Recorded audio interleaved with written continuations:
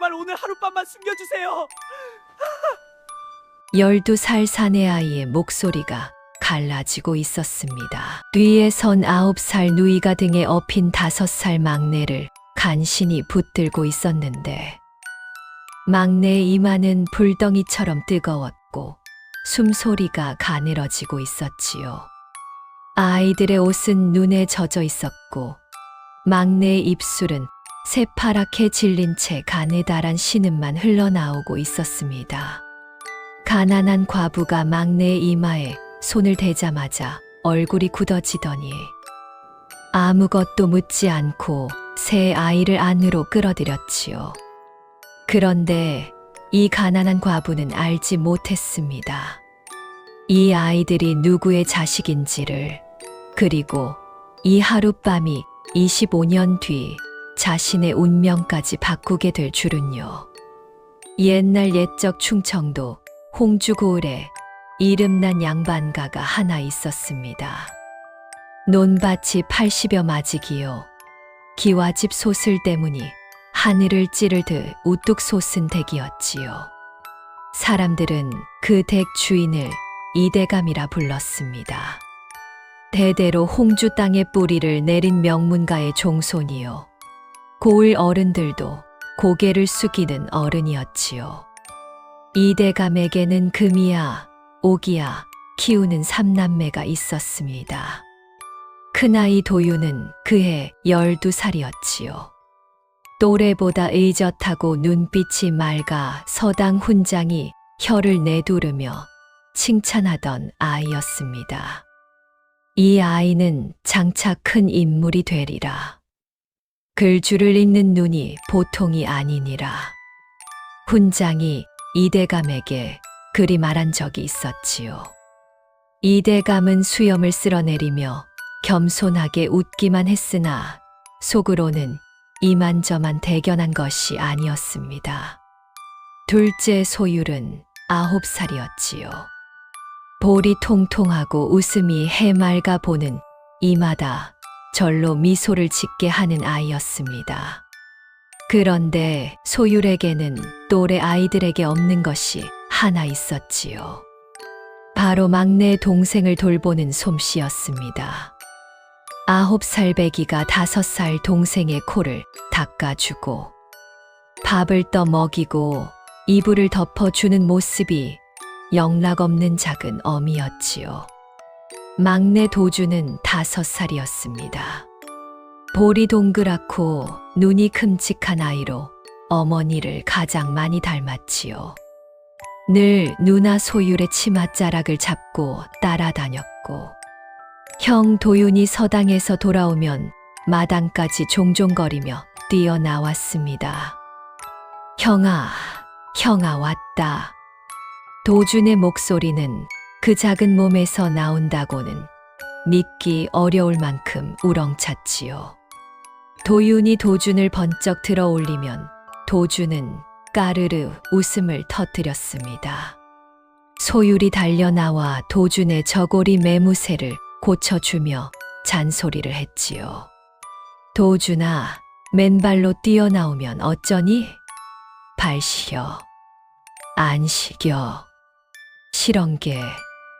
도준은 유난히 잘 웃는 아이였습니다. 마당에 떨어진 낙엽을 주워와서는 이것 보라며 형과 누나에게 자랑했고 부엌에서 나오는 밥 짓는 냄새를 맡으면 코를 벌름거리며 배가 고프다 하였지요. 그런데 도준에게는 남들 모르는 약한 곳이 하나 있었습니다. 태어날 때부터 몸이 고르지 못하여 환절기만 되면 열이 오르곤 했지요. 김씨 부인이 도준을 낳은 뒤 몸이 급격히 쇠해진 것도 그 때문이었습니다. 어머니의 기운을 모두 받아먹고 태어난 아이라고 동네 어른들이 수군거렸지요. 그래서 도윤과 소율은 도준을 유난히 살뜰히 챙겼습니다. 밤에 도준이 기침을 하면 소율이 먼저 깨어 이마에 손을 대보았고 서당에서 돌아온 도윤은 마당에 떨어진 솜을 주워다가 도준의 이불 속에 넣어주곤 했지요. 형아, 나 아프지 않아. 알고 있다. 그래도 따뜻하게 하고 자거라. 도준이 형의 손을 꼭 잡고 잠이 들면 도윤은 한참을 그 작은 손을 내려다보았습니다. 어머니가 돌아가시기 전에 했던 말이 귓가에 맴돌았지요. 도윤아, 내가 장남이다. 동생들을 지켜다오. 그 무게가 12살 소년의 어깨에 묵직하게 내려앉아 있었습니다. 그 모습을 마루에서 바라보는 이대감의 입가에 미소가 번졌지요. 참으로 평화로운 나날이었습니다. 그런데 이 삼남매에게는 슬픔이 하나 있었습니다. 어머니가 이 세상 사람이 아니었던 것이지요. 남매의 어머니 김씨 부인은 본디 몸이 약한 분이었습니다. 도준을 낳고 나서 몸이 더 쇠하여졌는데 사실은 그때 이미 곽 씨의 손길이 닿고 있었던 것이지요. 물론 그때는 아무도 몰랐습니다. 빗살이 가늘고 얼굴에 핏기가 없었으나 아이들 앞에서만큼은 늘 따스한 미소를 잃지 않았지요. 도준을 무릎에 앉히고 소율의 머리를 쓸어내리며 도윤에게 글을 읽어달라 하던 그 모습이 삼남매의 가슴 속에 깊이 새겨져 있었습니다. 그 어머니가 삼남매에게 남긴 것이 하나 있었지요. 비단으로 곱게 지은 향주머니였습니다. 연분홍 빛깔의 비단에 매화수가 놓여 있었고 안에 말린 약초가 채워져 있어 은은한 향이 배어나왔지요. 김씨 부인이 병상에서 소율의 손에 쥐어주며 말했습니다. 소율아, 이것을 늘 가까이 두거라. 어미의 향기가 담겨 있느니라. 그리고 도준이를 잘 돌봐주렴. 도준이는 아직 너무 어리니. 소율이 울먹이며 고개를 끄덕였지요. 예, 어머니. 소율이가 도준이 잘 돌볼게요. 그날부터 소율은 향주머니를 품에서 놓지 않았습니다. 도준을 재울 때면 향주머니를 도준의 코 앞에 대어 주곤 했지요. 도준아, 맡아봐. 어머니, 냄새야. 도준이 작은 코를 킁킁거리며 눈을 감았습니다. 누나, 이거 맡으면 따뜻해. 도윤은 그 모습을 문 밖에서 지켜보며 아무 말 없이 입술을 깨물었지요. 장남으로서 동생들을 지켜야 한다는 무게가 12살 소년의 어깨에 묵직하게 내려앉고 있었습니다. 어머니가 세상을 떠난 지 2해가 지났을 무렵이었습니다. 이대감이 후처를 맞아들였지요.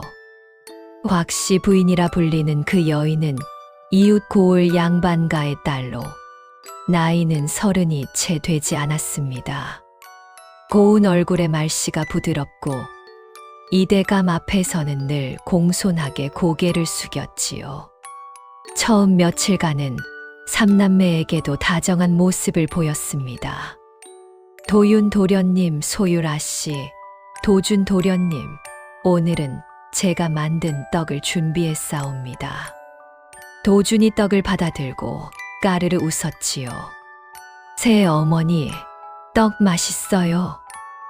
곽씨 부인이 도준의 머리를 쓸어주며 웃었습니다.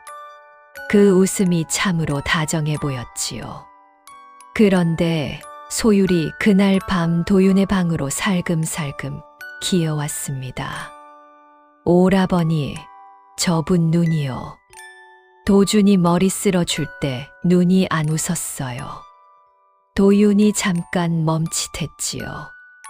9살 소율의 눈이 어찌 그리 날카로운지 내심 놀랐으나 내색하지 않고 말했습니다. 어서 자거라. 도준이 입을 잘 덮어줬느냐? 응, 향주머니 코앞에 놔줬어. 참으로 뜻밖의 일이었습니다. 그 다정함의 이면에 무엇이 숨어 있었는지 그때는 아무도 몰랐으니까요. 곽씨 부인이 이대감 댁에 들어온 뒤 집안에 조용한 변화가 일기 시작했습니다. 하인들이 하나 둘 바뀌었지요. 삼남매를 어릴 적부터 돌봐온 늙은 종 막쇠도 쫓겨났습니다. 도련님, 이 늙은 것이 내일이면 이 댁을 떠나게 되었사옵니다. 막쇠가 도윤을 찾아와 눈시울을 붉혔지요. 도윤이 놀라 되물었습니다. 막쇠야, 그게 무슨 소리냐? 누가 그리 하라 하였느냐? 막쇠가 고개를 떨구며 말했지요. 새 마님께서 살림을 새로 꾸리신다 하시며 도윤이 대문 앞까지 나가 막쇠의 손을 잡았습니다. 막쇠야, 가거든 몸성이 지내거라. 막쇠가 목소리를 낮추었지요. 도련님, 새마님의 눈을 조심하시옵소서. 그리고 도준 도련님을 꼭 지켜주시옵소서.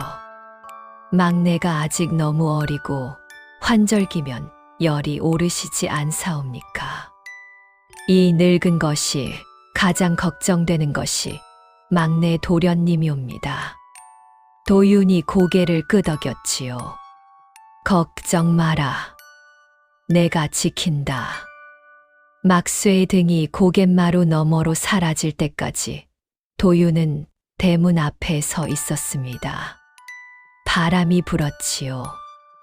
늦가을 바람이 도윤의 저고리 자락을 흔들었습니다. 뒤에서 도준이 종종거리며 달려 나왔지요. 형아, 막쇠 할아버지 어디가? 도윤이 도준을 안아 올렸습니다. 잠깐 먼 곳에 다녀오신단다. 언제 와? 도윤이 대답하지 못했지요. 다만 도준을 꼭 안아주었을 뿐이었습니다. 곽씨 부인에게는 빠뜨리지 않는 일이 또 하나 있었지요. 매일 저녁 손수 약기 앞에 앉아 이대감의 보약을 다리는 것이었습니다. 대감 몸보신을 하셔야지요. 제가 정성껏 다린 것이옵니다. 고을 사람들은 감탄했지요. 새 부인이 남편의 건강을 저리 살뜰히 챙기니 참으로 현숙한 여인이라고 말입니다. 그런데 이상한 일이었습니다. 보약을 꼬박꼬박 드시는 이대감의 안색이 날이 갈수록 누렇게 떠가는 것이었지요. 기운이 빠지고 한나절만 앉아 있어도 눈이 감겼습니다. 도윤이 아버지의 안색을 살피며 물었지요. 아버님, 용체가 편찮으시옵니까? 이대감이 느릿느릿 손을 내저었습니다. 허허, 새마님이 보약을 잘 지어 올리니 곧 나아질 것이다. 곽씨 부인은 그때마다 부드러운 목소리로 말했지요. 대감, 환절기라 그러한 것이옵니다. 약을 더 지어 올리겠사옵니다. 아무도 의심하지 않았습니다. 그 보약 안에 무엇이 들어 있었는지 그것을 아는 사람은 이 넓은 홍주 고을에 단 한 사람도 없었지요. 참으로 무서운 일이었습니다. 가장 다정한 얼굴 뒤에 가장 차가운 마음이 숨어 있었으니까요. 그리고 그 차가운 마음이 삼남매를 향해 본격적으로 칼을 갈기 시작한 것은 바로 그해 겨울이 오기 직전이었습니다. 그해 가을이었습니다. 해거름역 안채 뒤편 장독대 그늘에서 곽씨 부인이 자신의 몸종분이를 불러 세웠지요. 주위를 살피는 곽씨 부인의 눈빛은 낮에 보던 부드러운 눈빛이 아니었습니다. 서리발처럼 차갑고 입꼬리에 알 수 없는 비소가 서려 있었지요. 분이야. 예, 마님. 내일이면 대감이 문상을 떠나신다. 사흘은 집을 비우실게야. 문희가 고개를 숙이고 귀를 기울였지요. 대감이 떠나시는 날 밤, 내 패물함에서 금비녀를 하나 꺼내어 도윤이 놈의 이불 밑에 넣어 두거라. 마님 분부대로 하겠사옵니다. 곽씨 부인이 한 발 더 다가서며 목소리를 더 낮추었지요. 이 일이 끝나면 이 댁에서 전처 소생은 사라지는 것이다. 셋 다. 앞으로 이 댁의 주인은 내가 낳을 아들이야. 곽씨 부인의 손가락이 장독대 위를 쓸었습니다. 달빛에 비친 하얀 손이 꾸미는 이른 칼날보다 날카로웠지요. 바로 그 시각 도윤과 소율은 사랑채에서 글을 읽고 있었습니다. 도준이 소율의 무릎에 기대어 스르르 잠이 들어가고 있었지요. 소율이 향주머니를 도준의 코앞에 대어주며 나지막이 노래를 흥얼거렸습니다. 삼남매는 알지 못했지요. 장독대 그늘 아래에서 어떤 말이 오갔는지를요. 그런데 도준의 이마가 평소보다 따뜻했습니다. 소율이 손등으로 도준의 이마를 만져보더니 도윤을 불렀지요. 오라버니, 도준이가 좀 뜨거운 것 같아요. 도윤이 도준의 이마에 손을 대었습니다. 미열이 있었지요.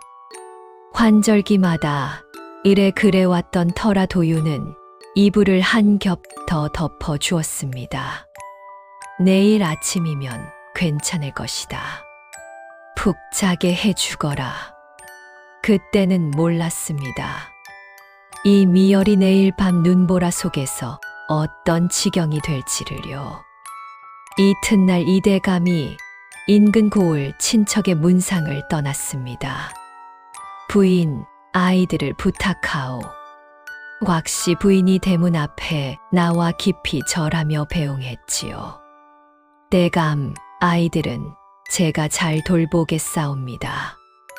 대문이 닫혔습니다. 곽씨 부인이 돌아서는 순간 그 얼굴에서 온기가 싹 거쳤지요. 분이야, 오늘 밤이다. 그날 밤이었습니다. 바람이 칼날처럼 메웠고 하늘에서는 한방눈이 쏟아지고 있었지요. 삼남매가 한 방에 이불을 덮고 막 잠이 들려던 참이었습니다. 소율이 도준을 품에 안고 있었고 도윤은 동생들 옆에 누워 있었지요. 도준의 이마가 낮보다 더 뜨거워져 있었습니다. 소율이 걱정스러운 눈으로 도준의 얼굴을 살피고 있었지요. 그때 방문이 벌컥 열렸습니다. 곽씨 부인이 횃불을 든 하인셋을 거느리고 들어선 것이었지요. 이것이 무엇이냐?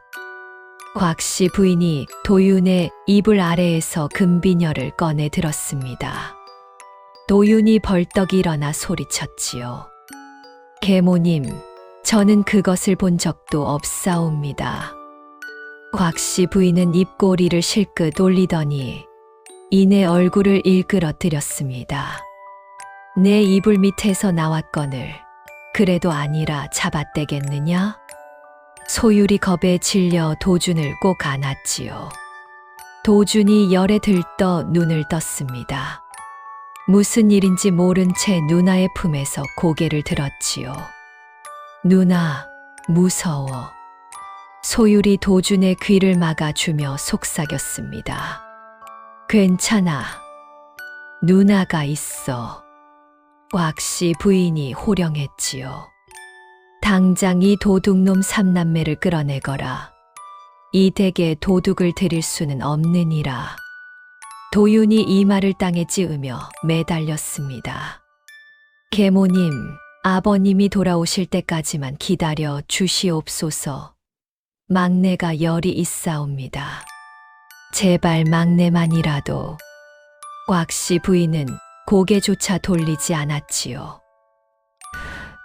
썩 나가거라.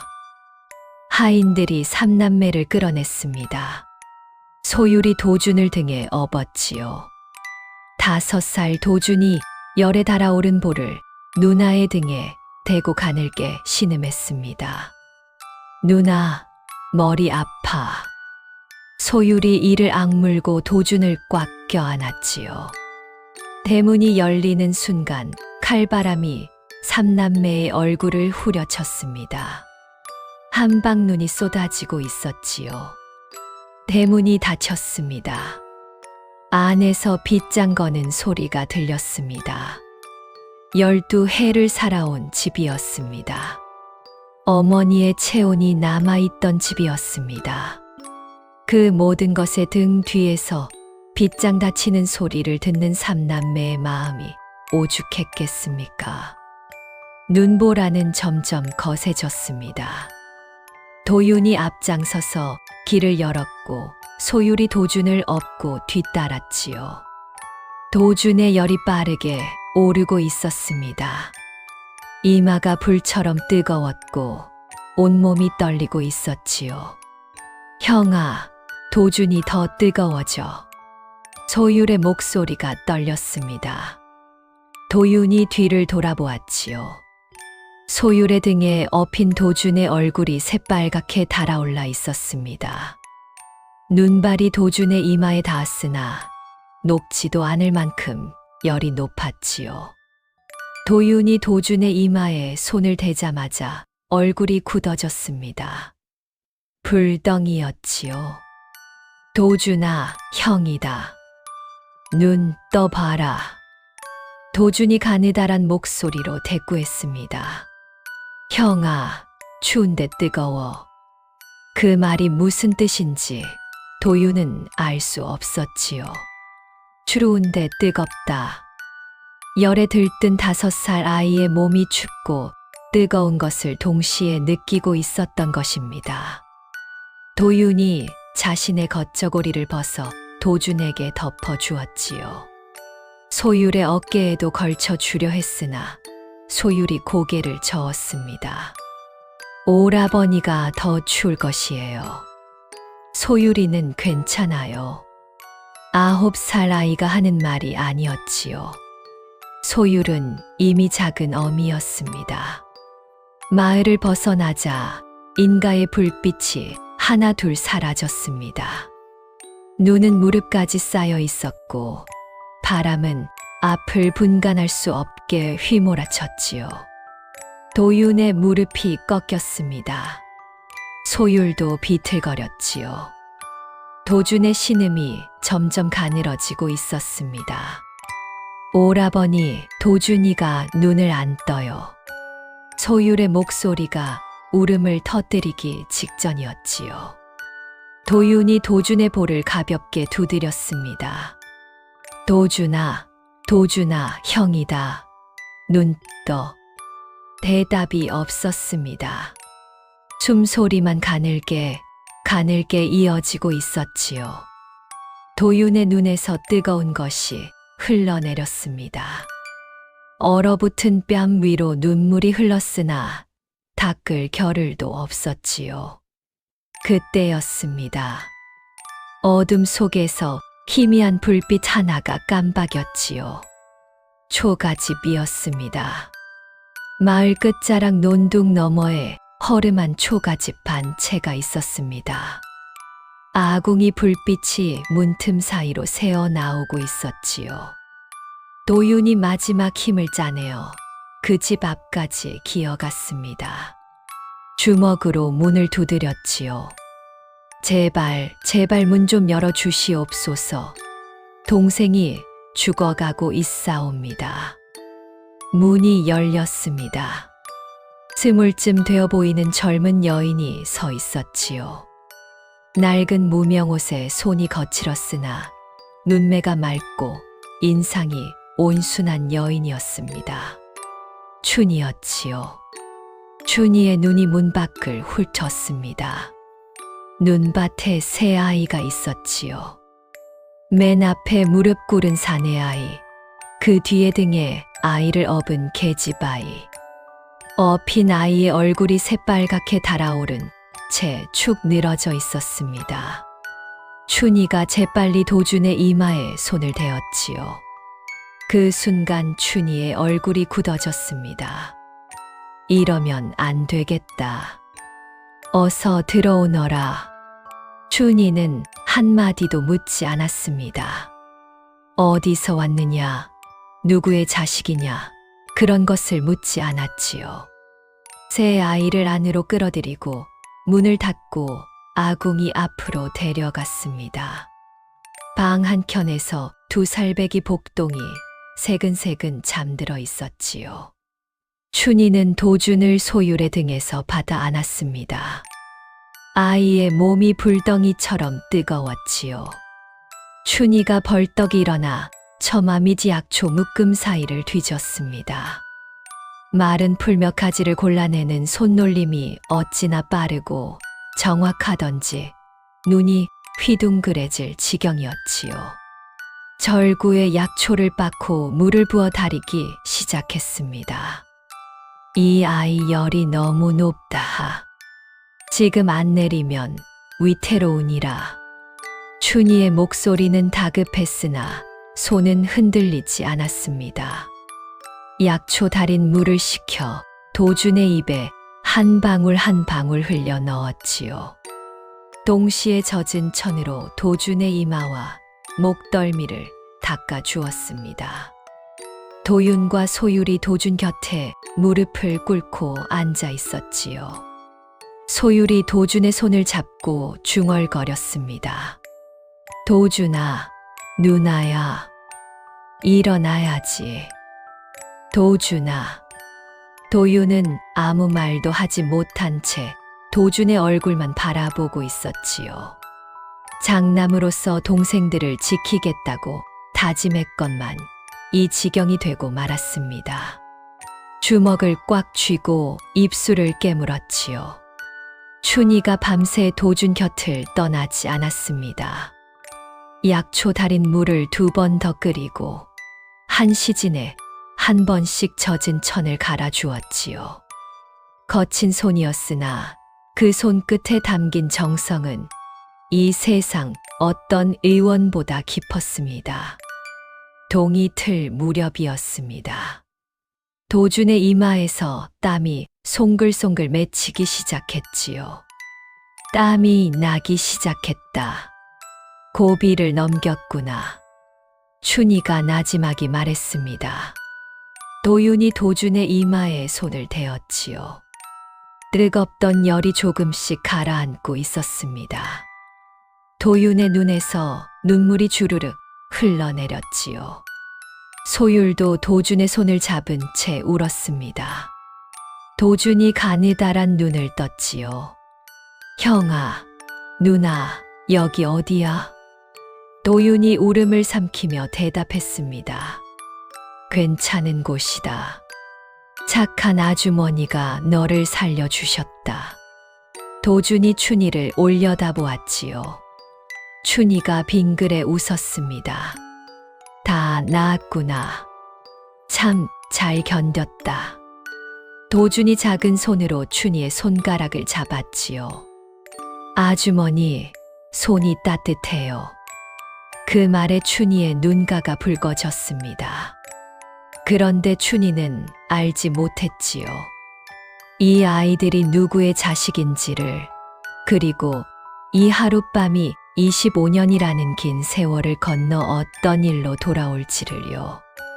참으로 고마운 인연이었습니다. 어디서 어떻게 이어진 것인지, 하늘이 맺어준 것인지. 그 초가집에서 보낸 며칠은 삼남매에게 평생 잊지 못할 시간이 되었지요. 도준의 열이 가라앉자 춘희의 얼굴에 비로소 안도의 빛이 돌았습니다. 그러나 아직 안심할 때가 아니었지요.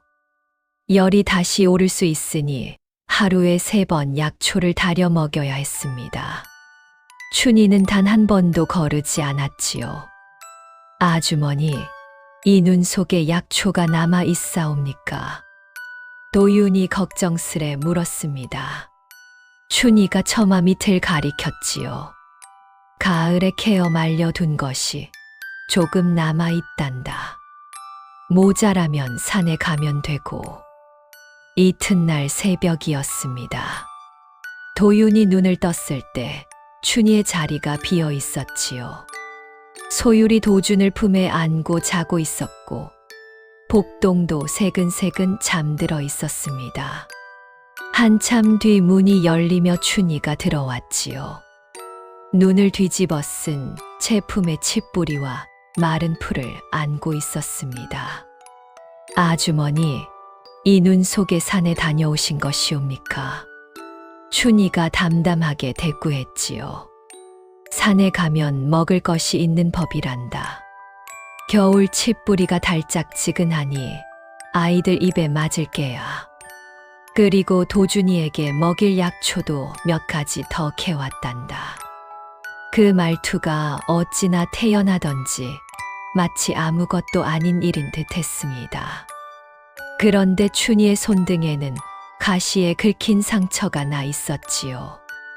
빨갛게 부어오른 자국이 한두 군데가 아니었습니다. 칡뿌리 죽은 정말로 달짝지근했지요. 소율이 한 그릇을 비우고 빙그레 웃었습니다. 도준이 소율의 무릎에 앉아 죽을 한 숟갈씩 받아 먹었지요.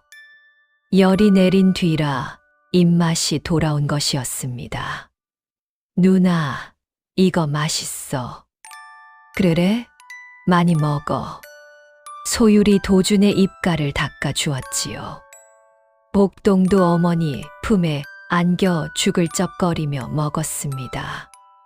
2살배기 복동과 5살 도준이 나란히 앉아 죽을 먹는 모습이 참으로 평화로웠지요. 그런데 그 죽을 끓인 좁쌀은 이 집에 남은 마지막 양식이었습니다. 춘희 자신과 복동이 먹을 것마저 남의 아이들에게 내어준 것이었지요. 그날 오후였습니다. 춘희가 소율의 발을 살피더니 얼굴이 굳어졌지요. 발가락 끝이 검붉게 부어올라 있었습니다. 동상이었지요. 이대로 두면 안 되겠구나. 춘희가 약초를 빻아 천에 싸서 소율의 발에 감아 주었습니다. 마치 제 자식을 돌보듯 조심스럽고 한 올 한 올 또박또박이었지요. 소율이 조용히 춘희의 얼굴을 올려다보았습니다. 아주머니, 손이 참 따뜻해요. 우리 어머니 손도 이렇게 따뜻했어요. 춘희의 눈가가 잠깐 붉어졌지요. 그러나 이내 빙그레 웃으며 말했습니다. 다 나을 때까지 하루에 2번 갈아붙여 줄게야. 걱정 마라. 도준이 누나 옆에 앉아 약초 냄새를 킁킁거렸지요. 누나, 이거 냄새 이상해. 약이야. 코 막고 있어. 싫어. 춘희가 웃었습니다. 도준아, 이 약초는 산에서 가장 힘센 풀이란다. 이걸 붙이면 누나 발이 금방 나아. 정말, 정말이란다. 도준이 고개를 끄덕이더니 소율의 발을 2 손으로 감싸 주었지요. 5살 아이의 작은 손이 누나의 발 위에 얹힌 모습이 참으로 애틋했습니다. 사흘째 되는 날이었습니다. 춘희가 3남매의 찢어진 옷을 꿰매고 있었지요. 바느질 솜씨가 보통이 아니었습니다. 올이 고르고 땀이 촘촘하여 삭바느질로 이름난 솜씨가 틀림없었지요. 도윤이 가만히 지켜보다가 입을 열었습니다. 아주머니는 약초에도 밝으시고 바느질도 뛰어나시니 참으로 대단하시옵니다. 춘희가 바늘을 멈추지 않고 말했지요. 대단할 것이 뭐 있겠느냐. 죽은 낭군이 큰 댁에서 청지기로 일하던 시절 안채 살림을 거들며 이것저것 배운 것뿐이란다. 도윤의 눈이 잠깐 움직였습니다. 큰 댁이라 하였으니 양반가에서 일했다는 뜻이었지요. 그 큰 댁이 어느 댁이옵니까? 춘희의 얼굴에 그림자가 스쳤습니다. 그것은 묻지 말거라. 춘희의 목소리가 잠깐 낮아졌지요. 바늘을 잡은 손이 미세하게 떨리는 것을 도윤은 놓치지 않았습니다. 그러나 더 묻지 않았지요. 다만 춘희의 과거에 무언가 깊은 사연이 있으리라는 것만 어렴풋이 느꼈을 뿐이었습니다. 나흘째 되는 날, 소율의 동상이 눈에 띄게 나아졌고 도준의 기운도 완전히 돌아왔습니다. 도준이 방 안을 뛰어다니며 복동과 놀기 시작했지요. 2살배기 복동과 5살 도준이 서로 깔깔대며 빙구는 모습에 어른들의 얼굴에도 웃음이 번졌습니다. 복동아, 이리 와. 내가 말해줄게. 도준이 복동을 등에 태우려다가 복동이 더 무거워 같이 넘어졌지요. 둘 다 까르르 웃었습니다. 춘희가 고개를 저으며 웃었지요. 저것들 사흘 전만 해도 죽을 뻔했던 아이가 벌써 뛰어다니는구나. 그 말에 도윤이 고개를 숙였습니다. 아주머니가 아니었으면 도준이는 정녕 죽었을 것이옵니다. 춘희가 손을 내저었지요. 무슨 소리냐. 산에서 약초 캐는 것밖에 모르는 년이 한 것이 무엇이겠느냐. 도윤이 춘희를 가만히 바라보았지요. 이 여인은 자신이 한 일의 무게를 모르고 있었습니다. 마지막 양식을 내어주고 눈속 산을 오르고 밤새 약초를 다리고 동상을 치료하고 옷을 꿰매준 것. 그 하나하나가 남의 아이에게 쏟기에는 너무나 큰 것이었지요. 그런데도 춘희는 당연한 일이라 하였습니다. 그 당연함이 도윤의 가슴을 찌르는 것이었지요. 도준이 복동과 놀다 지쳐 춘희의 무릎에 기대어 잠이 들었습니다. 잠결에 도준이 중얼거렸지요. 아주머니, 손 잡아주어. 춘희가 도준의 작은 손을 잡아주었습니다. 도준의 손이 춘희의 거친 손가락을 꼭 쥐었지요. 그 모습이 마치 어미와 자식 같았습니다. 소율이 그 모습을 보며 조용히 눈물을 닦았지요. 어머니가 살아계셨다면 이런 모습이었을 것이었습니다. 소율이 품에서 향주머니를 꺼냈습니다. 어머니가 남기신 유일한 유품이었지요. 2 손으로 춘희에게 내밀었습니다. 아주머니, 저희에게는 드릴 것이 이것밖에 없사옵니다. 도준이 목숨을 살려주신 은혜를 어찌 갚아야 할지 모르겠사옵니다. 제발 받아주세요. 춘희가 고개를 저었지요. 아씨, 그것은 돌아가신 어머님이 남기신 물건이 아니더냐? 그래도 아주머니의 은혜에 비하면 아무것도 아닌 것이옵니다. 춘희가 소율의 손을 감싸 쥐고 향주머니를 다시 소율의 품에 넣어 주었습니다. 어머님 유품은 아씨가 가지고 계셔야지. 세상에 어머니가 남긴 물건보다 귀한 것이 어디 있겠느냐? 이것은 아씨의 보물이야. 놓지 마라. 도준이 달려와 춘희의 다리를 잡았지요. 아주머니, 나도 아주머니 좋아해요. 춘희가 도준을 안아 올리며 웃었습니다. 나도 도준이가 좋단다. 도윤도 고개를 돌렸지요. 목이 메어 볼 수가 없었던 것입니다. 닷새째 되는 날 아침이었습니다. 춘희가 도윤을 따로 불러앉히더니 차분하게 말했지요.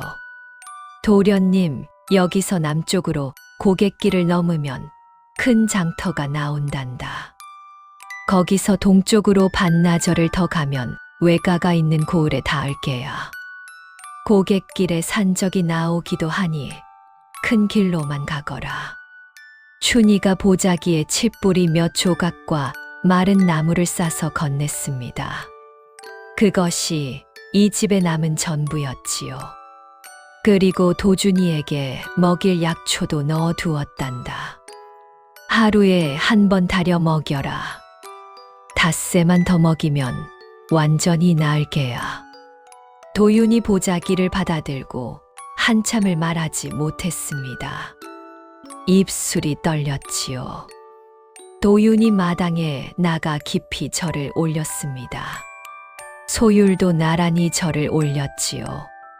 도준이 무릎을 꿇으려다가 넘어졌습니다. 춘희가 웃으며 도준을 일으켜 세웠지요. 도준아, 넘어지면 안 된다. 형아, 누나 잘 따라가거라. 도준이 춘희의 손을 잡고 놓지 않았습니다. 아주머니, 나 또 올 거야. 춘희가 도준의 볼을 어루만지며 말했지요. 그래, 또 오너라.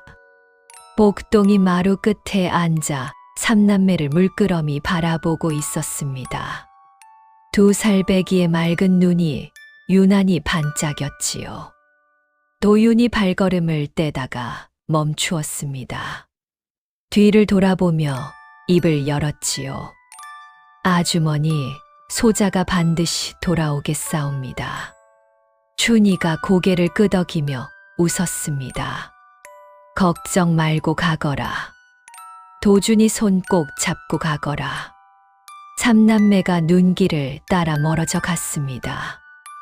도윤이 앞에 서서 길을 열고 소율이 도준의 손을 잡고 따랐지요. 춘희는 삼남매의 뒷모습이 고갯마루 너머로 사라질 때까지 대문 앞에 서 있었습니다. 돌아선 춘희의 눈가가 붉었지요. 그날 저녁 초가집이 다시 고요해졌습니다. 복동이 어머니 품에 안겨 잠이 들었지요. 춘희가 복동의 머리카락을 쓸어내리며 나지막이 중얼거렸습니다. 복동아, 오늘따라 그 아이들 생각이 나는구나. 방 한 구석에 놓인 보자기가 눈에 들어왔지요. 남편 만석이 세상을 떠나며 남긴 유품이었습니다. 내 아비도 그랬단다. 큰 댁에서 청지기로 일하다가 느닷없이 변을 당하셨지. 춘희의 목소리가 떨렸습니다. 무슨 일이 있었는지 나는 끝내 알지 못했단다. 다만 내 아비가 죽기 전에 이 보자기만은 절대 버리지 말라 하셨어. 큰 댁 마님이 무서운 분이라고. 그 말만 남기시더구나. 춘희가 보자기 위에 손을 얹었지요. 내 아비가 지키라 했으니 이 어미가 지키마. 무슨 물건인지는 모르겠으나 언젠가는 쓸 날이 있겠지. 촛불이 흔들렸습니다.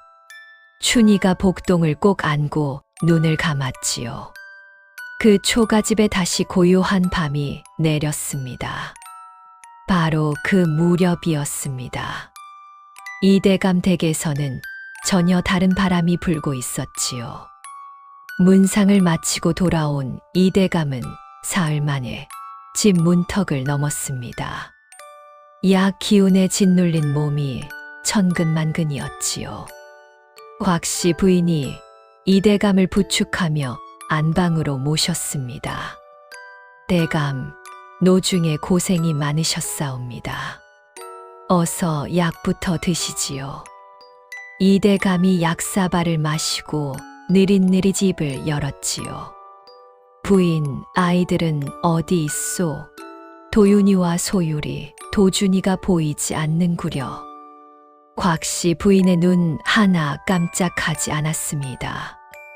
대감, 아이들 일로 말씀드릴 것이 있사옵니다. 도윤 도련님이 제 폐물함에서 금비녀를 훔치다 들켰사옵니다. 다 이르려 하였으나 도련님이 부끄러움을 이기지 못하고 소율아 씨와 도준 도련님을 데리고 외가로 떠나 버렸사옵니다. 이대감의 눈이 흔들렸지요. 도윤이가 도둑질을 하였다고? 곽씨 부인이 고개를 숙이며 눈가를 훔쳤습니다. 눈물 한 방울 없는 눈가를 말이지요. 소인도 믿기 어려웠사옵니다. 허나 금비녀가 도련님 이불 밑에서 나왔으니 어찌하겠사옵니까?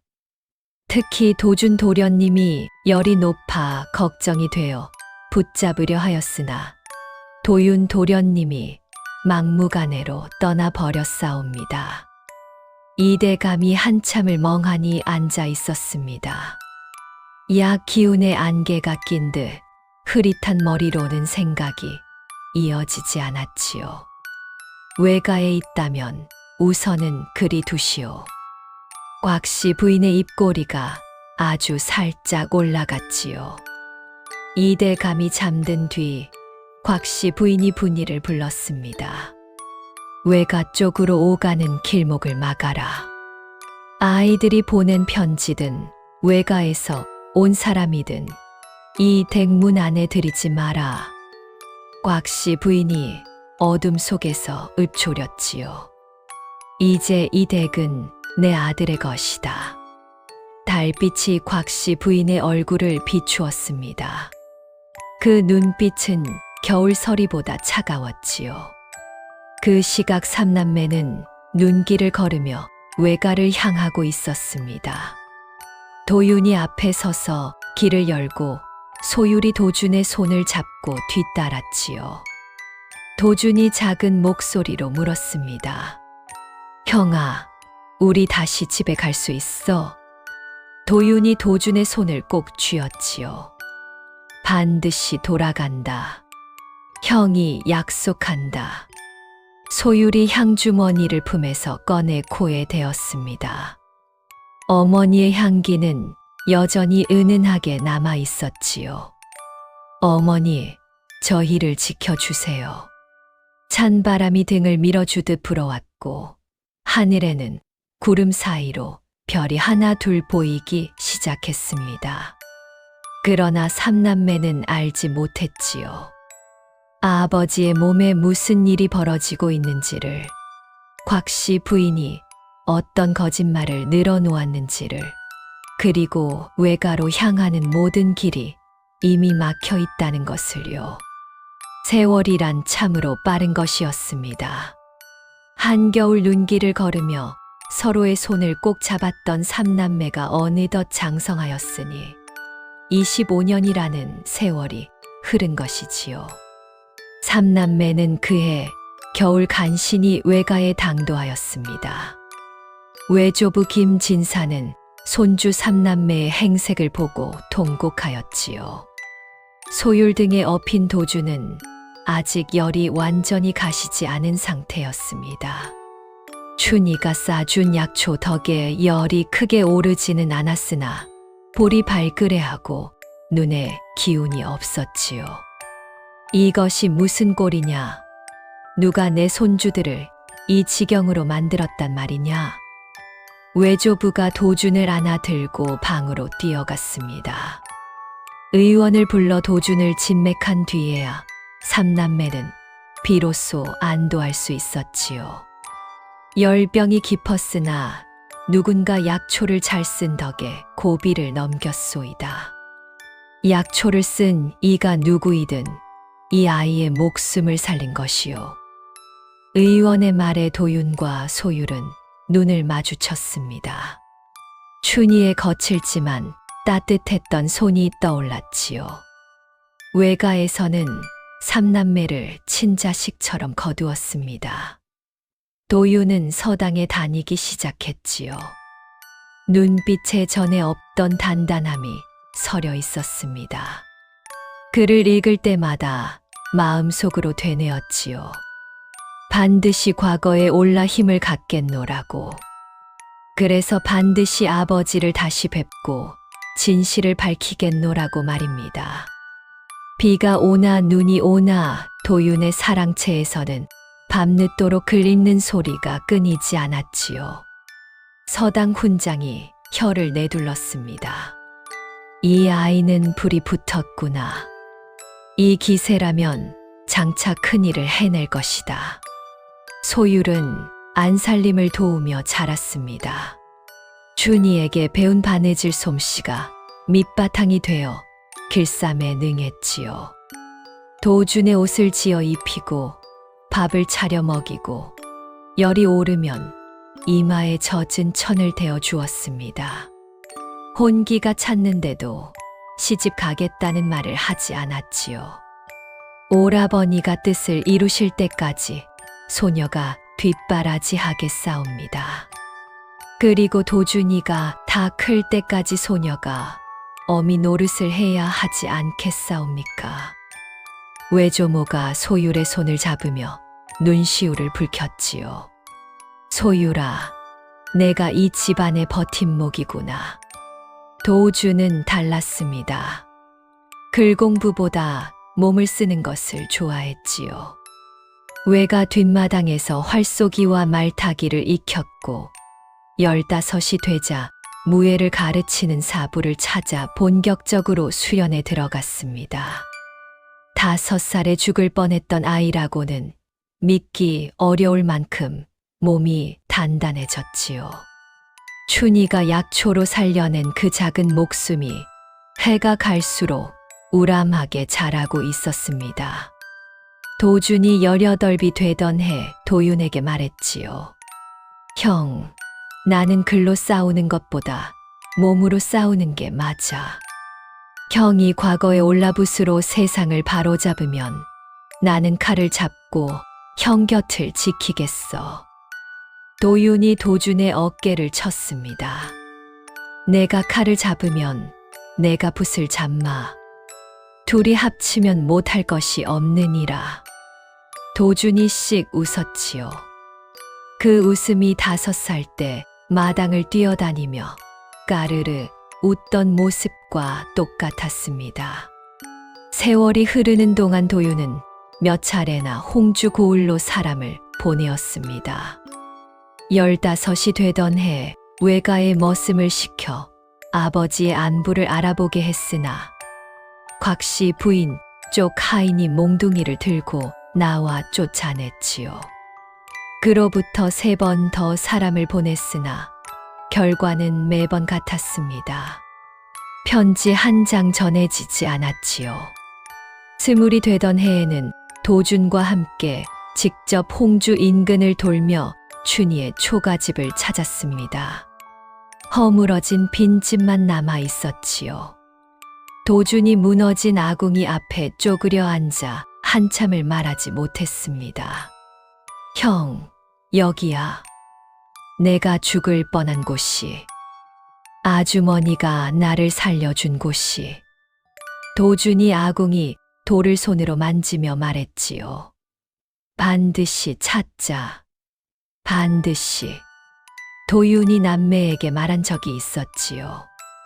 내가 벼슬에 오르면 가장 먼저 할 일이 2가지다. 하나는 아버님을 다시 뵙는 것이다. 그리고 다른 하나는 그날 밤 도준이 목숨을 살려주신 그 아주머니를 찾는 것이다. 도윤의 눈가가 붉어졌지요.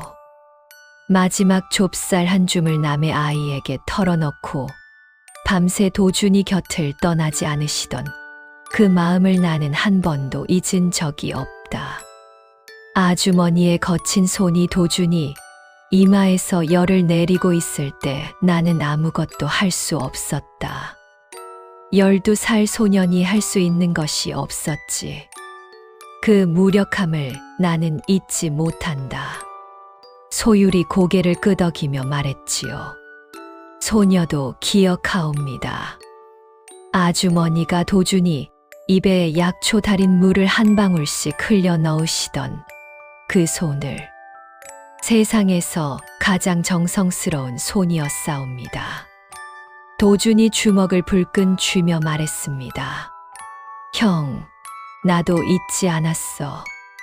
그 아주머니가 아니었으면 나는 이 세상에 없었어. 반드시 찾자.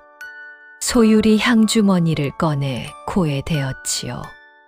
어머니의 향기는 거의 사라졌으나 그 품에서 느꼈던 온기만은 여전히 남아 있었습니다. 25년이 흘렀습니다. 도윤의 나이 37이 되던 해, 마침내 그날이 찾아왔지요. 도윤은 과거에 급제하였습니다. 갑과에 당당히 이름을 올렸고 강직한 성품으로 요직에 발탁되었지요. 벼슬길에 오른 도윤은 고든 성품과 맑은 판단력으로 이름을 떨쳤습니다. 누구의 편도 들지 않고 옳은 것은 옳다 하고 그른 것은 그르다 하는 사람이었지요. 조정의 높은 어른들이 도윤을 눈여겨보기 시작했습니다. 도주는 무과에 급제하였습니다. 활쏘기와 검술에 출중하여 무관으로 발탁되었지요. 30의 나이에 벌써 눈빛이 날카롭고 몸에서 군인의 기운이 풍겼습니다. 훈련장에서 도준을 본 상관이 혀를 내둘렀지요. 저놈의 칼솜씨가 보통이 아니다. 어디서 저런 놈이 나왔느냐? 5살에 열병으로 죽을 뻔했던 아이가 조선 팔도에서 칼 하나만큼은 누구에게도 뒤지지 않는 무관이 된 것이었습니다. 그러나 과묵한 성격 뒤에는 형과 누나를 향한 깊은 의리, 그리고 5살 겨울밤에 자신을 살려준 은인에 대한 잊지 못할 빚이 고스란히 남아 있었지요. 그러던 어느 날이었습니다. 도윤에게 봉서 한 통이 내려왔지요. 암행어사 봉서였습니다. 임금께서 직접 낙점하신 것이었습니다. 충청도 홍주목 관할 고을의 민심을 살피고 수령의 치적을 감찰하라는 명이었지요. 홍주라는 두 글자를 본 순간 도윤의 손이 떨렸습니다. 홍주. 어린 시절을 보낸 곳이었습니다. 아버지가 계신 곳이었습니다. 그리고 25년 전 그 겨울밤 눈보라 속에서 삼남매를 살려준 초가집이 있던 곳이었지요. 도윤이 봉서를 책상 위에 내려놓고 한참을 바라보았습니다. 25년이었습니다.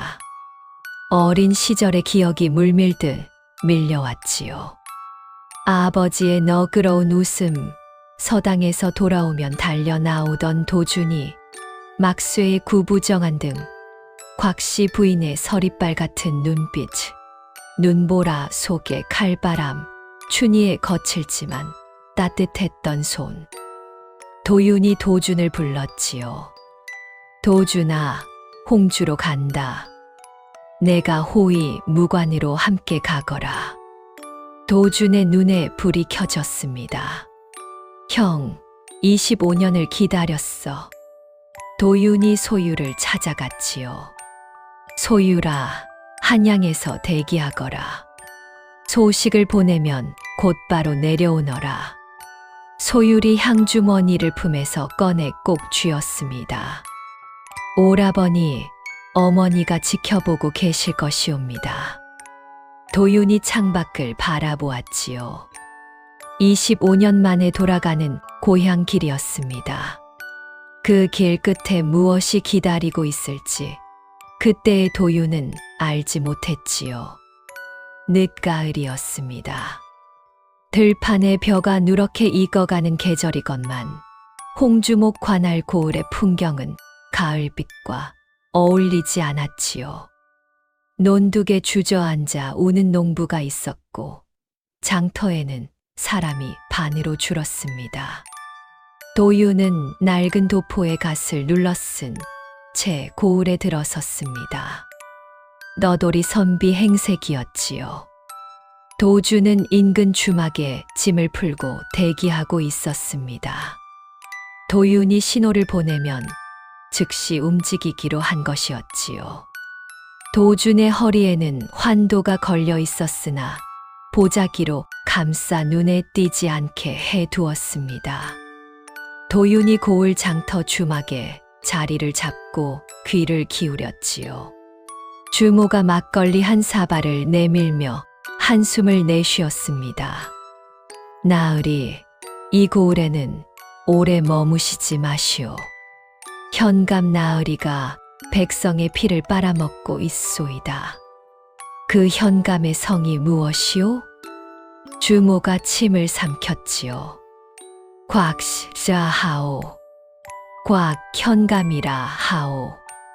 도윤의 손이 멈추었습니다. 곽씨, 며칠에 걸쳐 고을을 돌며 백성들의 사연을 들었지요. 논세마지기를 가진 늙은 농부가 도윤 앞에서 손을 비볐습니다. 선비, 환곡 이자가 눈덩이처럼 불어나 땅을 빼앗겼소이다.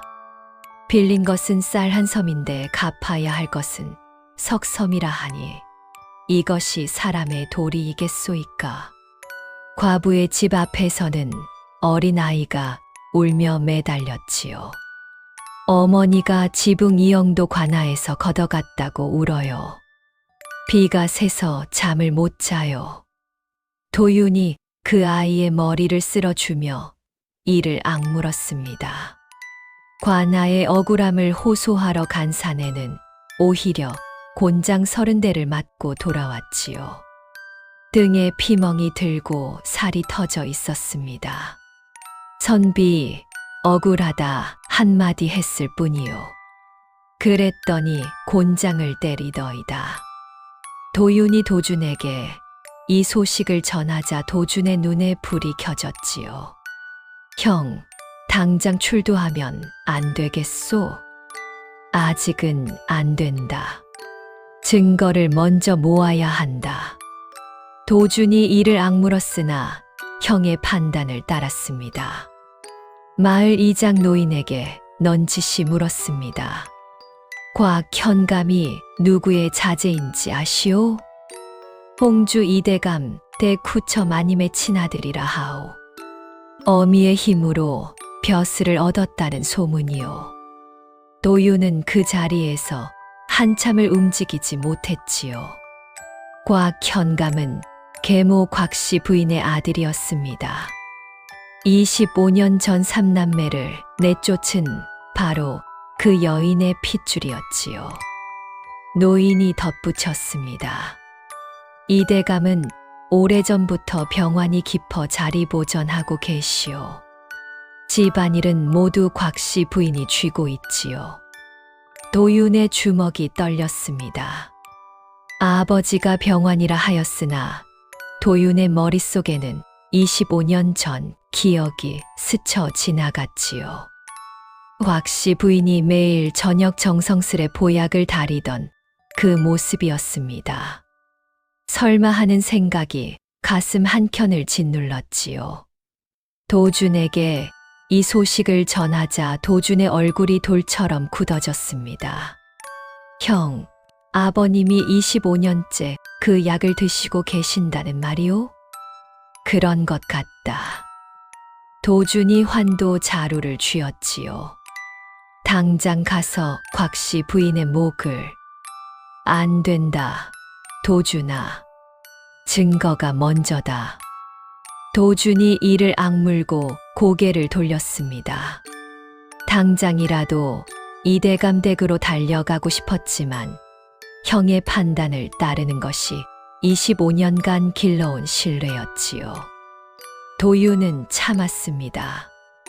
25년을 참았으니 며칠을 더 참지 못할 것이 없었습니다. 그러던 어느 날 저녁이었습니다. 마을 끝자락에서 관졸들이 초가집 하나를 에워싸고 있었지요. 준이란 년 당장 나오지 못할까? 환곡석 섬을 갚지 못했으니 관비로 끌고 가라는 현감 나으리의 분부시다. 도윤의 발이 멈추었지요. 춘이. 그 이름이 귓전을 때리는 순간 25년 전의 기억이 물밀듯 쏟아졌습니다. 아궁이 불빛, 좁쌀죽, 도준의 이마에 약초 달인 물을 한 방울 한 방울 흘려 넣던 그 손길. 문이 열리고 여인이 나왔지요. 47쯤 되어 보이는 여인이었습니다. 세월에 깎인 얼굴에 주름이 깊었으나 맑은 눈매만은 25년 전 그대로였지요. 춘이었습니다. 관졸 뒤에서 젊은 사내가 달려와 춘이 앞을 가로막았지요. 복동이었습니다. 2살배기 젖먹이가 어엿한 장정이 되어 있었습니다. 어머니, 뒤로 물러나시옵소서. 복동이 2 팔을 벌려 춘이 앞을 막아섰지요. 소인의 어머니는 환곡을 빌린 적이 없사옵니다. 장부를 보여주시오. 관졸의 눈이 사나워졌습니다. 현감 나으리의 분부의 장부 타령이냐? 한 번 더 입을 놀리면 너도 함께 끌고 간다. 춘이가 복동의 팔을 잡아당겼지요. 복동아, 제발 나서지 마라. 내가 잡혀가면 어쩌려고 그러느냐? 복동이 이를 악물었습니다. 어머니, 소자가 어찌 어머니를 두고 물러서겠사옵니까? 도유는 나무 뒤에서 그 광경을 지켜보고 있었지요. 주먹이 떨리고 가슴이 뜨거웠습니다. 도준에게 알리면 당장 달려와 관졸들을 쓸어버릴 것이었지요. 그러나 아직은 때가 아니었습니다. 관졸들이 물러간 것은 해가 진 뒤였지요. 사흘 안에 갚지 못하면 끌고 오겠다는 으름장을 놓고 간 것이었습니다. 도윤이 초가집 앞으로 다가갔지요. 실례하오. 길 가던 선비인데 하룻밤 쉬어갈 수 있겠소? 춘이는 도윤을 알아보지 못했습니다. 25년의 세월이 12살 소년의 얼굴을 완전히 바꿔 놓은 터였지요. 누추한 곳이오나 들어오시지요. 방 안에 들어선 도윤의 눈가가 뜨거워졌습니다. 아궁이가 있었고 벽 한쪽에 낡은 보자기가 놓여 있었지요.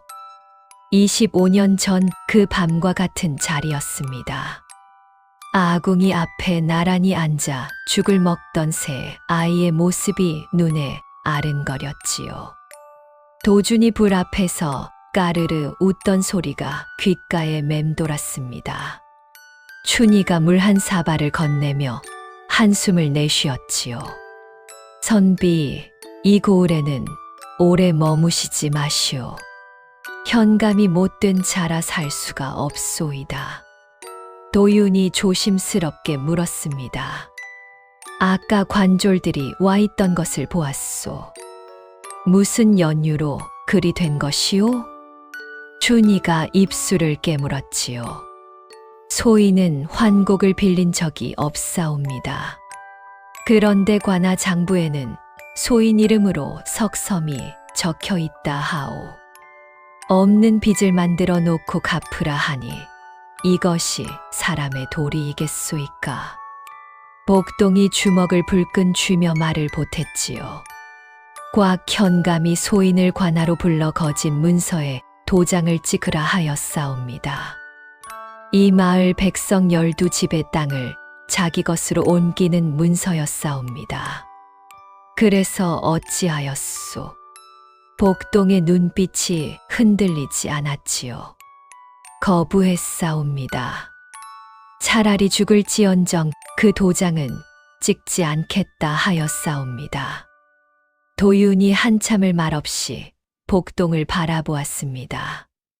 25년 전 아궁이 곁에서 새근새근 잠들던 수살배기가 불의 앞에서 목숨을 걸고 거부하는 사내로 자란 것이었지요. 밤이 깊어졌습니다. 복동이 잠든 뒤 춘이가 아궁이에 나뭇가지를 넣으며 말했지요. 선비, 소인에게는 이 집에서 가장 귀한 것이 하나 있소이다. 춘이가 보자기를 가져왔습니다. 죽은 낭군이 남긴 것이요. 평생 버리지 말라 하셨소. 보자기를 풀었지요. 25년 만에 처음으로 그 안의 것이 모습을 드러냈습니다. 접힌 종이 몇 장이었지요. 도윤이 첫 장을 펼치는 순간 얼굴이 굳어졌습니다. 홍주 이대감대 구처 곽씨, 전처마님의 약에 수상한 것을 넣는 것을 소인이 두 눈으로 목격하였나이다. 도윤의 손이 떨렸지요. 다음 장에는 곽씨 부인이 약기에 무언가를 넣던 정황이 상세히 적혀 있었습니다. 그러나 마지막 장이 찢겨 나가 있었지요. 결정적인 부분, 그 약의 정체가 적힌 부분이 없었습니다. 이 문서가 처음부터 이러했소. 마지막 장이 없소. 춘희가 고개를 저었지요. 소인은 모르오. 처음 받았을 때부터 그러했는지, 누가 뜯어간 것인지 반쪽짜리 증거였습니다. 이것만으로는 부족했지요. 그러나 실마리는 잡혔습니다. 도윤이 문서를 다시 싸며 말했습니다. 이 문서를 소인에게 며칠만 맡겨주시오. 반드시 돌려드리겠소. 춘희가 도윤의 눈을 가만히 들여다보았지요. 선비의 눈이 참으로 맑소이다. 누군가를 닮은 것 같기도 하고. 도윤이 입술을 깨물었습니다.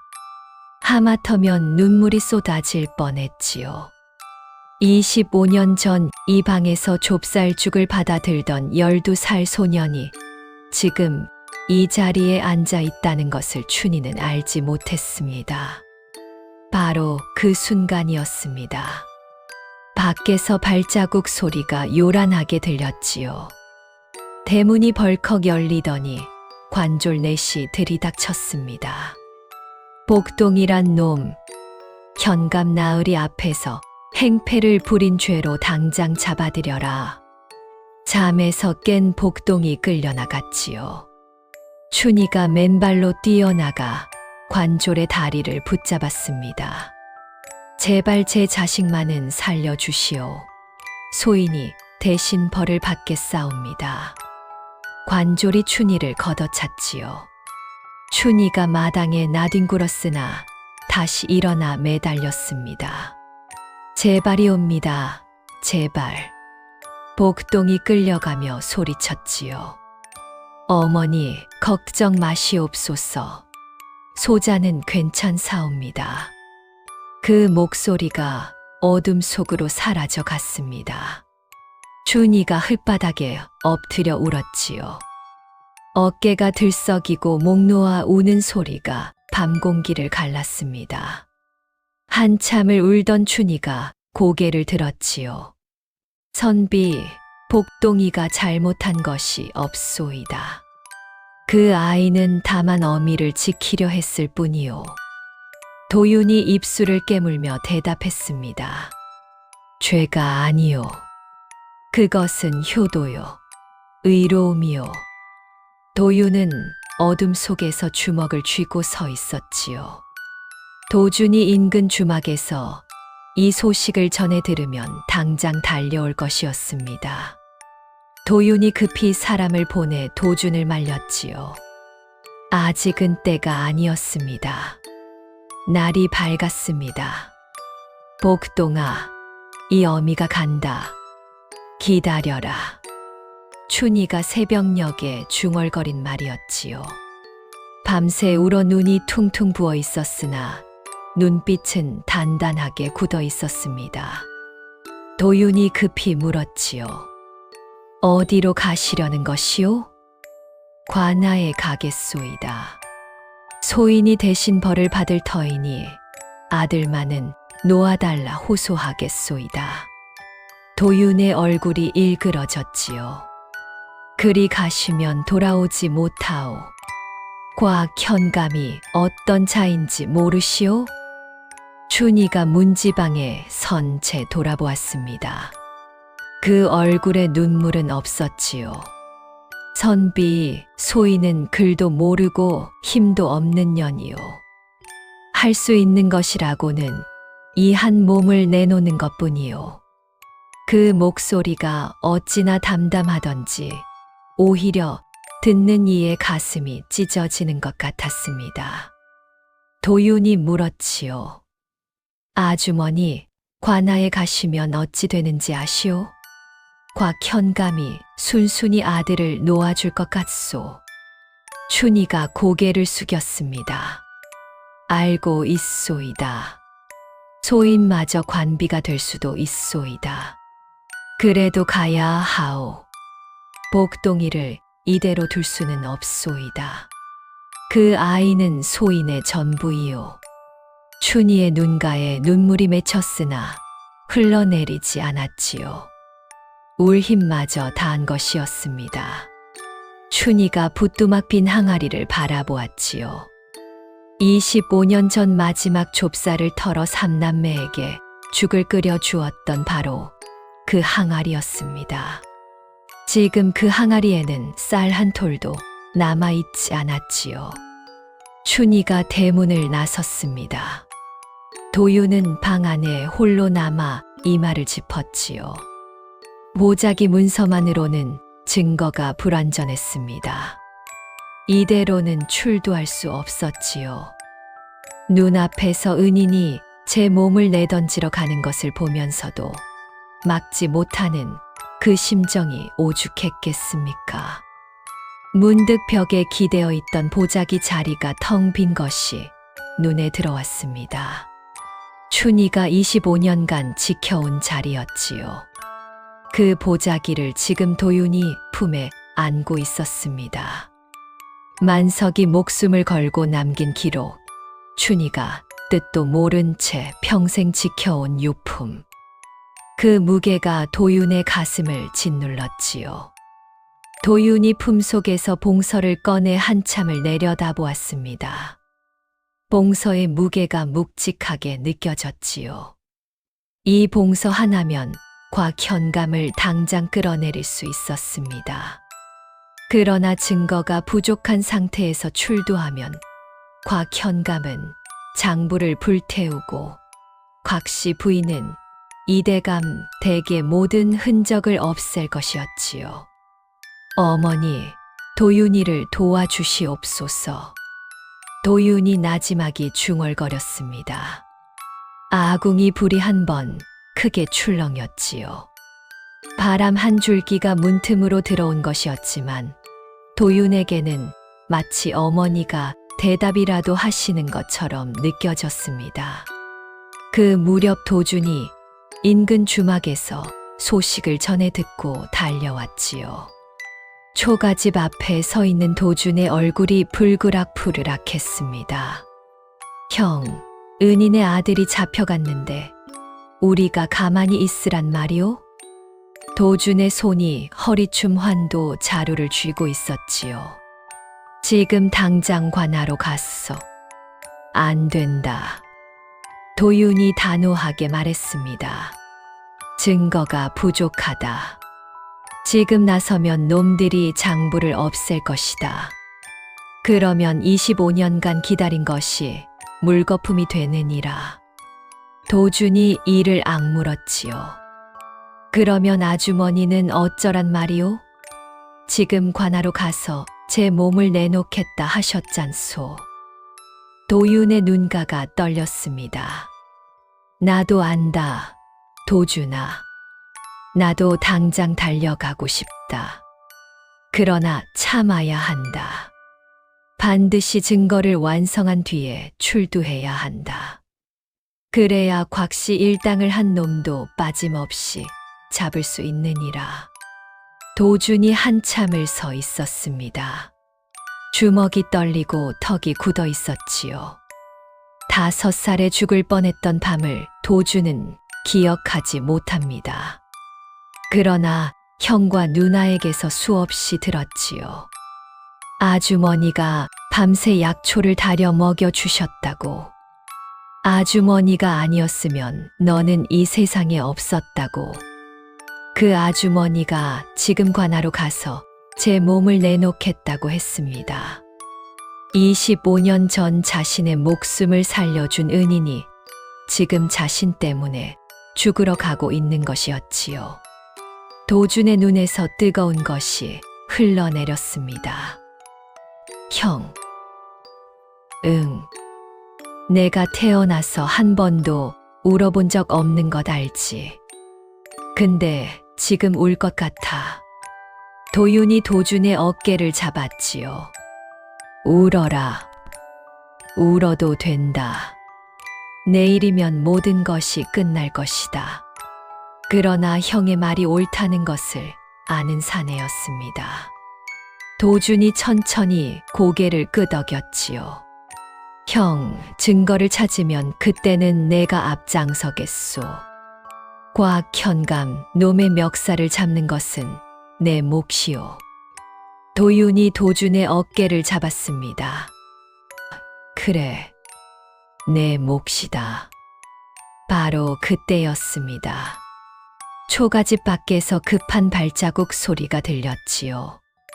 오라버니, 소율이었습니다. 먼지투성이 행색으로 서 있었지요. 한양에서 밤낮으로 달려온 것이 분명했습니다. 소율아, 어찌 된 것이냐? 소율이 숨을 몰아쉬었지요. 오라버니, 꿈에서 어머니를 보았사옵니다. 어머니가 어서 가라 하시는 것 같았사옵니다. 그리고 오라버니께 보여드릴 것이 있사옵니다. 도준이 누나를 부축했지요. 누나, 괜찮아? 괜찮아, 도준아. 소율이 품에서 무언가를 꺼냈습니다. 향주머니였지요. 어머니가 남긴 비단 향주머니였습니다. 25년 세월의 빛이 바래고 실밥이 터져 있었지요. 오라버니, 향이 다 날아가서 새 약초를 넣으려 안감을 뜯었사옵니다. 그런데 바늘땀이 유독 촘촘한 곳이 있었사옵니다. 이상하여 실을 뜯어보니 안에서 이것이 나왔사옵니다. 소율의 손에 작은 종이 한 장이 들려 있었지요. 접고 또 접어 손톱만 한 크기가 된 종이었습니다. 향주머니 안감과 겉감 사이에 꿰매어져 있던 것이었지요. 도윤의 손이 떨렸습니다. 종이를 펼쳤지요. 어머니의 글씨였습니다. 가늘고 떨리는 붓글씨가 빼곡히 적혀 있었지요. 이 글을 읽는 이가 내 자식이기를 빈다. 곽씨가 내 약에 무언가를 넣는 것을 보았노라. 몸이 날로 쇠하여 오래 버티지 못할 것 같으니 증거는 청지기에게 맡겼노라. 청지기가 모든 것을 기록하고 있느니라. 내 아이들아, 부디 무탈하거라. 도윤의 눈에서 눈물이 쏟아졌습니다. 소율도 울었지요. 도준의 눈가도 젖어들었습니다. 어머니였습니다. 25년 전 병상에서 숨이 꺼져가면서도 자식이 언젠가 이 향주머니를 열어볼 것을 알고 마지막 힘을 짜내어 이 글을 남긴 것이었지요. 손끝에 힘이 빠져가는 와중에도 바늘을 들어 안감 속에 쪽지를 꿰매 넣었을 어머니의 심정이 오죽했겠습니까? 소율이 흐느끼며 말했지요. 오라버니, 어머니가 이것을 넣을 때 얼마나 무서우셨을까요? 도준이 주먹으로 눈물을 닦으며 말했습니다. 형, 어머니가 우리를 도와주신 거야. 25년이 지나서 어머니가 끝까지 우리를 지켜주신 거야. 도윤이 고개를 끄덕였지요. 향기는 사라졌으나 어머니의 마음은 사라지지 않았던 것입니다. 증거는 청지기에게 맡겼노라. 이 한 줄이 모든 것을 이어주는 고리였습니다. 춘희의 남편 만석이 바로 그 청지기였지요. 어머니의 쪽지는 범행의 동기와 정황을 증언하고 청지기의 문서는 범행의 구체적 목격 기록을 담고 있었습니다. 문서의 마지막 장이 유실되었다 하더라도 어머니의 쪽지와 결합하면 서로가 서로를 보완하는 완전한 증거가 되는 것이었지요. 도윤이 자리에서 벌떡 일어났습니다. 소율아, 향주머니와 문서를 함께 지니고 있거라. 절대로 놓쳐서는 안 된다. 소율이 고개를 끄덕이며 품에 안았지요. 도윤이 도준을 바라보았습니다. 도준의 눈빛이 달라져 있었지요. 25년 전 눈보라 속에서 열에 들떠 신음하던 5살 아이의 눈빛이 아니었습니다.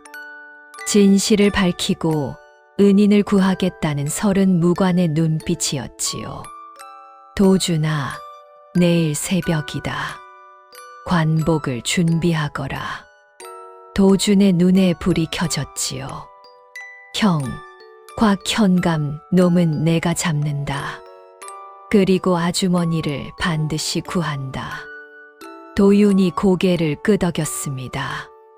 도준이 환도를 허리에 차며 말했지요. 이 칼은 아주머니가 살려준 목숨으로 잡는 칼이야. 아주머니가 아니었으면 이 칼도 이 팔도 존재하지 않았어. 밤하늘에 구름이 걷히고 별이 쏟아져 내리고 있었지요. 삼남매가 나란히 하늘을 올려다보았습니다. 어딘가에서 어머니도 같은 별을 바라보고 계실 것만 같았지요. 모든 것이 끝난 줄 알았습니다. 25년의 세월이 모든 것을 묻어버린 줄 알았지요. 그런데 이게 웬일이었겠습니까? 죽은 어머니의 손끝에서, 가난한 과부의 보자기 속에서 진실은 한 번도 죽지 않고 살아 있었던 것입니다. 참으로 뜻밖의 일이었지요. 모든 것이 끝난 줄 알았던 이야기가 이제 막 뒤집히려 하고 있었으니까요. 동이 트기 전이었습니다. 도윤이 관복으로 갈아입었지요. 어사화를 머리에 올리고 마패를 품에 넣고 봉서를 손에 쥐었습니다. 도준이 무관 복장을 갖추고 허리에 환도를 찼지요. 소율이 향주머니와 보자기 문서를 가슴에 꼭 안고 형제 곁에 섰습니다. 도윤이 남매를 바라보며 말했지요. 가자. 새벽 안개가 고을을 덮고 있었습니다. 관아 앞마당에는 이른 아침부터 사람이 모여 있었지요. 춘희가 관아 돌계단 앞에 무릎을 꿇고 있었습니다. 밤새 꿇어 앉아 있었던 것이었지요. 치마가 이슬에 젖어 있었고 입술이 파랗게 질려 있었습니다. 그러나 춘희의 눈만은 꺼지지 않고 있었지요. 곽현감이 관아 대청에 올라앉아 코웃음을 치고 있었습니다. 30 초반의 나이에 살이 찌고 턱이 겹으로 접힌 사내였지요. 밤새도록 울고불고 하니 귀가 아프구나. 환곡을 갚든지 관비가 되든지 둘 중 하나를 택하여라. 춘희가 이 말을 땅에 찌으며 외쳤습니다. 소인은 빌린 적이 없사옵니다. 제발 억울함을 풀어주시옵소서. 곽현감이 손을 내저었지요. 시끄럽다. 끌고 가거라. 관졸들이 춘희의 팔을 잡았습니다. 바로 그 순간이었지요. 암행어사 출두요. 관아 마당이 찢어질 듯한 외침이 울려 퍼졌습니다. 사람들이 일제히 고개를 돌렸지요. 관아 대문 앞에 세 사람이 서 있었습니다. 한가운데 어사화를 꽂고 봉서를 높이 든 사내, 그 왼편에 환도를 찬 무관, 그 오른편에 향주머니를 품에 안은 여인이었지요. 도윤이었습니다. 도준이었습니다. 소율이었습니다. 과 현감의 얼굴이 허옇게 질렸지요. 어사라 하였느냐? 도윤이 관아 마당으로 성큼 걸어 들어왔습니다. 도준이 한 발 뒤에서 환도 자루에 손을 얹은 채 따랐지요. 관졸들이 저도 모르게 길을 비켰습니다. 도윤이 봉서를 펼쳐 읽었지요. 임금의 명을 받들어 충청도 홍주목 관할 고을의 수령을 감찰하노라. 현감은 당장 인장을 내려놓고 대청 아래로 내려오라. 과 현감이 이내 얼굴을 추스르며 입을 열었지요. 어사 나으리, 소인이 무슨 잘못을 하였다고 이러시오? 도윤이 과 현감을 똑바로 내려다보았습니다. 충직하게 다스렸다. 참으로 대단한 말이로다. 도윤이 소율에게 고개를 끄덕였지요. 소율이 앞으로 나와 품에서 보자기 문서를 꺼냈습니다. 도윤이 문서를 펼쳐 들고 큰 소리로 읽었지요. 홍주 이대감 대구처 곽씨, 전처 마님의 약에 수상한 것을 넣는 것을 소인이 두 눈으로 목격하였나이다. 이 문서는 이대감 댁청직이 만석이 목숨을 걸고 남긴 기록이니라. 마당에 모인 백성들 사이에서 웅성거림이 터져 나왔습니다. 도윤이 이어서 향주머니 속쪽지를 꺼내 들었지요. 이것은 이대감의 전처, 곧 본인의 어머니가 죽기 전 남긴 유언이니라. 도윤이 쪽지를 읽었습니다. 곽씨가 내 약에 무언가를 넣는 것을 보았노라. 증거는 청지기에게 맡겼노라. 관아 마당이 쥐 죽은 듯 고요해졌지요. 청지기가 남긴 문서와 전처가 남긴 유언이 하나로 맞물린다. 내 어미 곽씨 부인은 전처를 독살하였느니라. 과 현감의 얼굴이 흙빛으로 변했습니다. 도윤이 한 걸음 더 다가서며 목소리를 높였지요.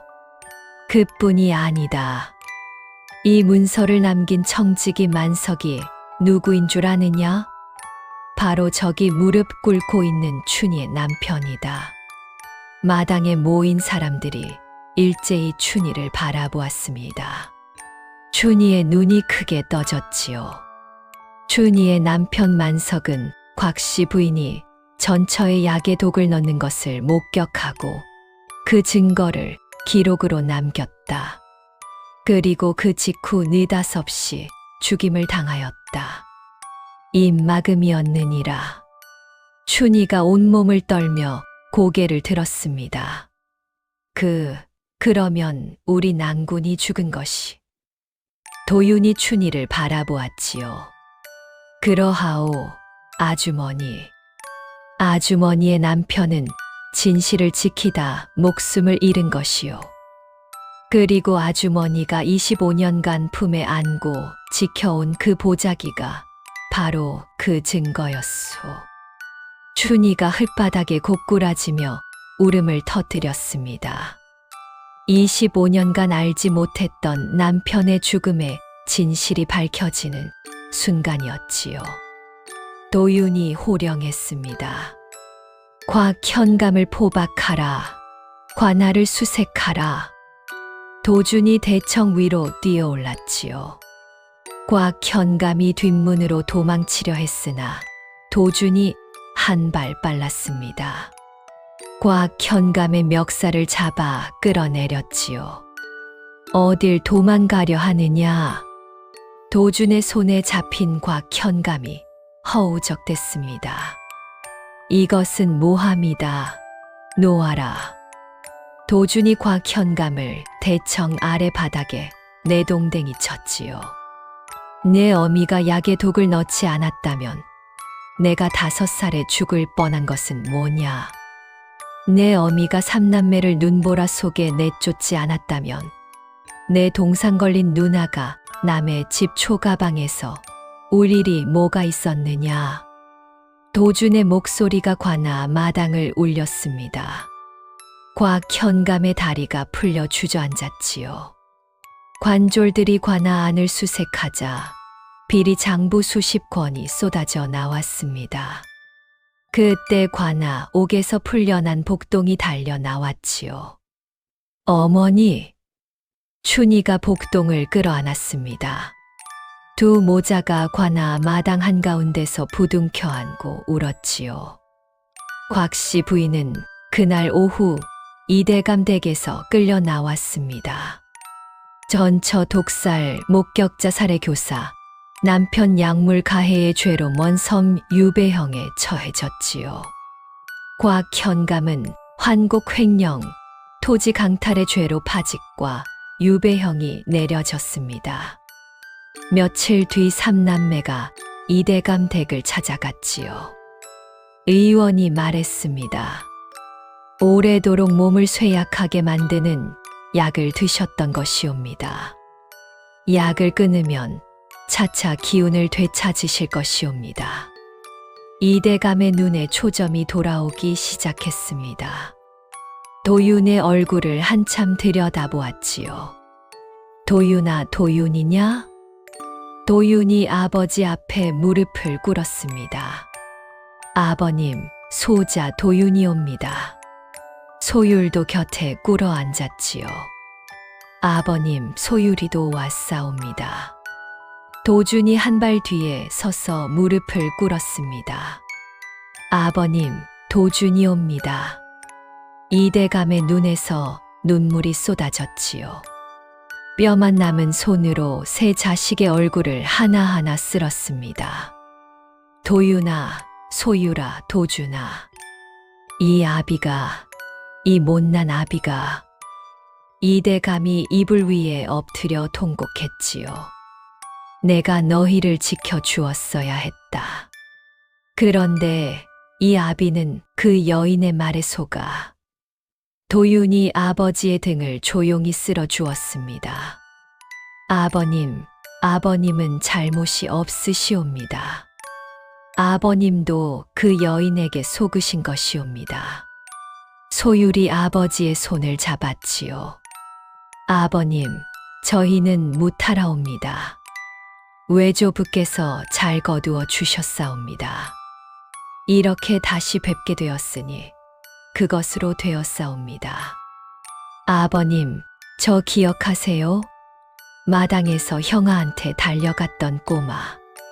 이렇게 컸사옵니다. 이대감이 도준의 넓은 어깨를 만지며 울었지요. 도준아, 내가 이렇게 컸구나. 보름 뒤 삼남매가 춘희의 초가집을 찾아갔습니다. 춘희가 마당에서 빨래를 널다 말고 고개를 돌렸지요. 관복 차림의 도윤, 무관 복장의 도준, 그리고 소율이 서 있었습니다. 나으리, 이런 누추한 곳에 무슨 일로 오셨사옵니까? 도윤이 아무 말 없이 춘희 앞에 무릎을 꿇었지요. 도준도 나란히 무릎을 꿇었습니다. 소율도 함께였지요. 춘희가 화들짝 놀랐습니다. 이게 무슨 짓이시옵니까? 어서 일어나시옵소서. 도윤이 고개를 숙인 채 말했지요. 아주머니, 소인을 모르시겠사옵니까? 춘희가 도윤의 얼굴을 들여다보았습니다. 25년 전 한겨울, 눈보라 치던 밤이었사옵니다. 12살 사내 아이가 9살 누이와 5살 막내 동생을 데리고 문을 두드렸지요. 막내가 열이 올라 죽어가고 있었사옵니다. 춘희의 눈이 크게 떠졌지요. 도준이 입을 열었습니다. 아주머니, 그 5살 막내가 저옵니다. 도준이 고개를 깊이 숙였지요. 아주머니가 밤새 약초를 달여 먹여주시지 않았다면 저는 그날 밤 죽었을 것이옵니다. 이 목숨은 아주머니가 살려주신 것이옵니다. 춘희의 입술이 파르르 떨렸지요. 그때 그 아이들이 소율이 품에서 향주머니를 꺼내 보였습니다. 아주머니 기억하시옵니까? 이 향주머니를 드리겠다 했을 때 아주머니께서 어머니 유품은 놓지 말라 하셨지요. 춘희가 두 손으로 입을 막고 울었습니다. 도련님, 아씨, 도준이 살아 계셨구나. 이렇게 크셨구나. 도윤이 이마를 땅에 대고 큰 절을 올렸습니다. 도준도 소율도 나란히 큰 절을 올렸지요. 복동이 대문 안에서 그 광경을 바라보며 눈가를 닫고 있었습니다. 삼남매는 춘희에게 기와집과 논밭 10마지기를 마련해 주었지요. 복동에게는 한양 학비 지원을 약속했습니다. 춘희가 사양했지요. 소희는 그날 밤 당연한 일을 했을 뿐이옵니다. 문 앞에 죽어가는 아이가 있는데 문을 열어주지 않을 사람이 어디 있겠사옵니까? 도준이 고개를 저으며 말했습니다. 아주머니, 그 당연한 일을 하신 분이 아주머니밖에 없었사옵니다. 그 눈보라 속에서 문을 열어주신 분은 오직 아주머니 한 분이었사옵니다. 춘희가 더 이상 말을 잇지 못하고 고개를 숙였지요. 세월이 흘렀습니다. 도윤은 강직한 관리로 이름을 떨쳤지요. 도주는 무관으로 백성을 지키며 형을 보좌했습니다. 소율은 약속대로 틈틈이 춘희를 찾아와 안부를 살폈지요. 복동은 한양에서 학문에 정진하여 마침내 과거에 급제하였습니다. 어머니 춘희의 정직한 마음을 물려받은 고든 선비가 된 것이었지요. 이대감은 차츰 기력을 되찾아 삼남매 곁에서 여생을 보냈습니다. 그리고 춘희는 너른 기와집 따뜻한 아랫목에서 복동이 보내온 편지를 가슴에 안고 빙그레 웃는 날이 많아졌답니다. 여러분, 오늘 이야기의 교훈은 이것이옵니다. 눈보라 치는 밤 춘희는 마지막 좁쌀 한 줌을 아까워하지 않았습니다. 죽어가는 아이의 이마에 손을 대는 순간 아무것도 묻지 않았지요. 남의 아이인 줄 알면서도 밤새 약초를 다리고 마지막 양식을 털어 죽을 끓이고 겉저고리를 벗어 덮어 준 그 마음이 25년이라는 긴 세월을 건너 돌아왔습니다. 베풀미란 큰 것이어야만 하는 법이 아니옵니다. 따뜻한 아궁이 하나, 좁쌀죽 한 그릇, 약초 달인 물 한 사발이 누군가의 한 평생을 바꾸기도 하지요. 선한 마음으로 건넨 작은 온기는 하늘이 반드시 기억하옵니다. 가장 힘겨운 날, 그 온기가 크나큰 은혜로 되돌아오는 법이옵니다. 작은 선행 하나가 큰 복이 되어 돌아오는 것, 이것이 오늘 이야기가 전하는 뜻이옵니다.